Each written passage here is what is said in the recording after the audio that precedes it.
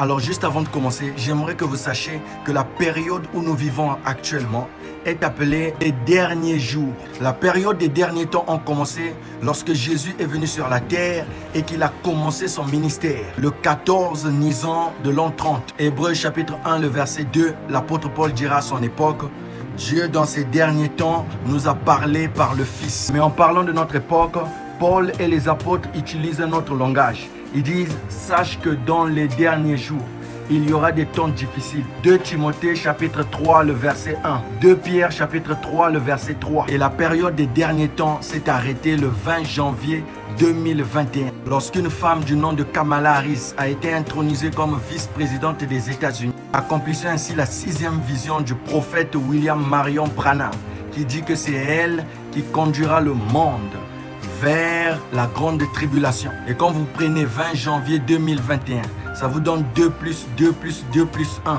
qui nous donne 7. Et 7 dans la Bible est le chiffre de l'achèvement, pour montrer que le temps s'était arrêté. Et l'Apocalypse 10, verset 7 dit qu'il n'y aurait plus de temps. Alléluia! À partir de cette investiture, nous sommes entrés dans la période des derniers jours, parce que les derniers temps venaient de prendre fin.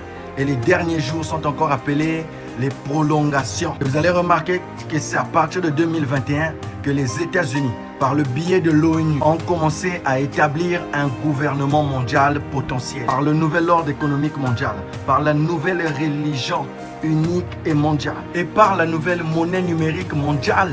Ce n'est pas étonnant que la Bible dise des États-Unis: il lui fut donné d'animer l'image de la bête, afin que l'image de la bête parlât. Apocalypse chapitre 13, le verset 15. Alléluia! Donc étant dans la période des derniers jours, et Satan aussi le sachant, il doit donc accélérer son plan.